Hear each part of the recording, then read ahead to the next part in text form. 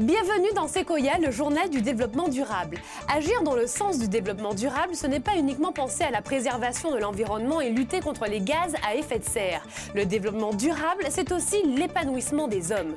Depuis les années 70, la microfinance permet à des jeunes de se former et d'accéder à l'emploi.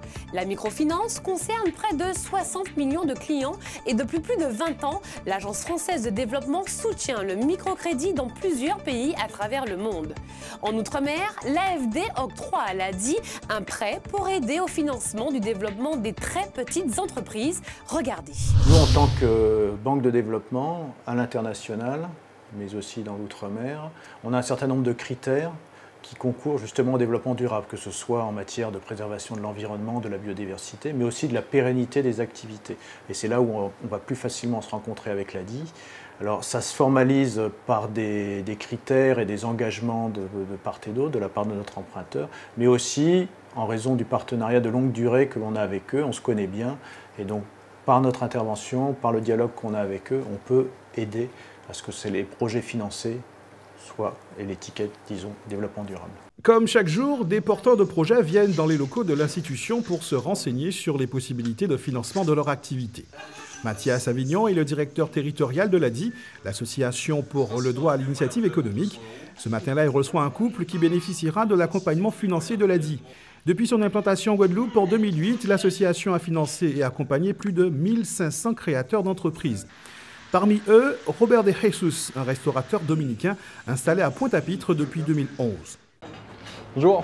Bonjour, Ça va bien? Oui, grâce à Dieu. Comment allez-vous? Bah, ça va bien. Ça va? Ouais. Grâce à Dieu. Je peux m'installer? Oui. Vous pouvez s'asseoir? Ok. Grâce au microcrédit, le restaurateur a pu faire l'acquisition du matériel nécessaire au lancement de son activité.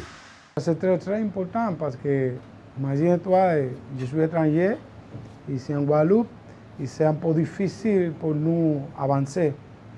Sauf des personnes comme l'AID qui peuvent aider pour avancer. Il y a des personnes qui travaillent ici avec moi et aussi il y a des personnes qui sont de la route que je leur dis qu'ils peuvent venir acheter son repas 2 ou 3 fois par jour, il n'y a pas de problème. Ça veut dire que la personne qui n'est pas l'argent peut venir et peut acheter son repas. Aussi la personne qui travaille avec moi, c'est d'ici que nous pouvons fonctionner. Comme un peu partout, le microcrédit est une solution de financement pour ceux qui souhaitent créer une entreprise, mais qui n'ont pas accès au financement bancaire classique. L'ADI leur propose donc des prêts d'un montant maximum de 10 000 € pour la création ou le développement de leur activité. C'est un établissement qui fonctionne très bien, notamment en Guadeloupe, et je retiendrai qu'ils font plusieurs centaines de crédits par an, de microcrédits par an, envers des gens qui ne sont pas bancarisés donc et qui créent leur propre activité, et avec un taux de réussite exceptionnel, que ce soit en termes de la pérennité de cette activité ou des remboursements, parce que ce sont des crédits, même s'ils sont à taux bas ou à taux zéro, il faut les rembourser. Et les taux de remboursement sont extrêmement forts ici en Guadeloupe, de près de 98 à 99%. Chapeau. Le plus souvent, ce sont des projets de commerce, de restauration, comme ici, ou bien de petit artisanat. Quelle que soit en fait la nature du projet, tant qu'il y a un besoin de financement, une création d'entreprise, on peut la financer à travers le microcrédit. La majorité c'est du commerce, mais on a l'activité de commerce, les activités de restauration, tout ce qui est lié au service à la personne, qui se développe de plus en plus, notamment chez les femmes, on a beaucoup d'activités d'esthétique, de coiffure, de pose d'ongles, et puis tout ce qui est dans le bâtiment, donc les activités d'électricité, petite maçonnerie, tout ce qui est dans l'aluminium également. Donc voilà, ça couvre une gamme d'activités assez large.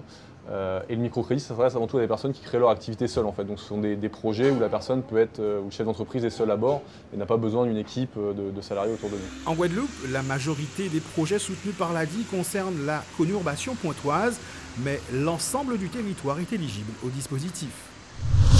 Merci de nous avoir suivis. Ainsi s'achève Sequoia, le journal du développement durable. Et n'oubliez pas, la planète est notre île, protégeons-la.